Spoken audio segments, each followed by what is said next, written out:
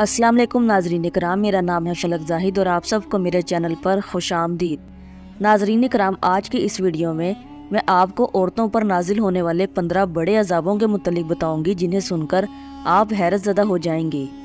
تو آئیے چلتے ہیں اپنی ویڈیو کی طرف۔ ناظرین کرام، یہ بات تو ہم سب جانتے ہیں کہ حق تعالیٰ نے جب نہایت اعزاز و احترام کے ساتھ حضرت آدم علیہ السلام کو جنت میں بھیجا تو وہ وہاں تنہا تھے، کوئی ان کا مونس اور رفیق حیات نہ تھا۔ حق تعالیٰ نے ان کی رفاقت کے لیے ان کی بائیں پسلی سے اماں حوا کو پیدا کیا۔ انسانوں کا یہ پہلا جوڑا جنت میں عیش و عشرت کے ساتھ رہنے لگا۔ جنت میں ہر قسم کی عیش و راحت کے سامان مہیا تھے۔ جنت میں رہتے ہوئے حق تعالیٰ نے ان سے اس بات کا عہد لیا کہ شجر ممنوعہ کے قریب نہ جانا اور شیطان کے دھوکے میں نہ آنا۔ شیطان، جو کہ حضرت آدم علیہ السلام کو سجدہ نہ کرنے کے باعث ابلیس ٹھہرایا گیا تھا اور جنت سے نکال دیا گیا تھا، حضرت آدم علیہ السلام کے جنت میں داخلے سے اس پر حسرت و یاس کا عالم طاری ہو گیا اور حضرت آدم علیہ السلام سے انتقام لینے کی تدبیریں سوچنے لگا۔ چنانچہ ناظرین کرام، جنت میں پہنچ کر ابلیس زار و قطار رونے لگا۔ آدم علیہ السلام نے رونے کا سبب پوچھا تو اس نے جواب دیا کہ تمہارا یہ اعزاز و اکرام چند روزہ ہے، تمہیں ہمیشہ جنت میں رہنا بھی نہیں ہے۔ ایک روز موت آئے گی اور یہ تمام اعزاز و منصب چھن جائے گا۔ تمہارے انجام کا خیال کر کے میرا دل بھر آیا ہے۔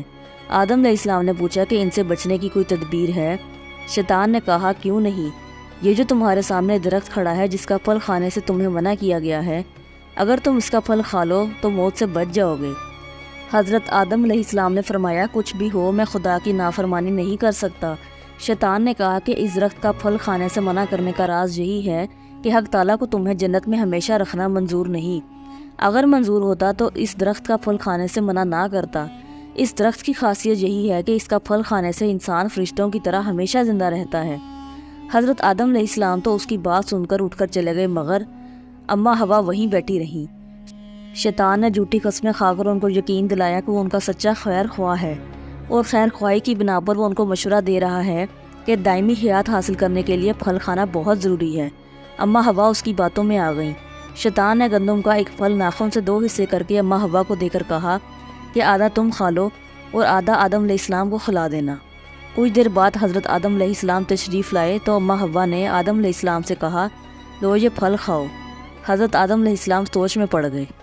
اماں حوا نے کہا، اگر تمہیں اس پھل سے ڈر لگتا ہے تو میں پہلے کھا لیتی ہوں، اگر اس پھل سے مجھے نقصان نہ پہنچا تو تم بھی کھا لینا۔ حضرت آدم علیہ السلام خاموش ہو گئے۔ اماں حوا نے درخت گندم کا نصف پھل کھا لیا اور کچھ دیر انتظار میں بیٹھی رہیں۔ جب ان پر کوئی مضر اثر ظاہر نہ ہوا تو آدم علیہ السلام نے بھی نصف پھل کھا لیا۔ یوں وہ خدا کی نافرمانی کے مجرم قرار پائے اور اللہ پاک نے ان دونوں کو جنت سے نکال کر دنیا میں بھیج دیا۔ ناظرین کرام، جنت سے نکالے جانے پر عورتیں جن 15 قوتوں میں مبتلا ہوئیں، اب ہم اس کا ذکر کریں گے۔ نمبر 1، عورتوں کے پیٹ کو اور شرمگاہ کو غلاظت یعنی خون، حیض اور نفاس کا مقام بنا دیا گیا۔ نمبر 2، 9 مہینے تک حمل کا بار اٹھانا پڑا۔ نمبر 3، وضع حمل کے وقت جان لیوا تکلیف مقرر کی گئی۔ نمبر 4، شوہر کے مرنے کے بعد عورتوں پر عدت لازمی قرار دی گئی۔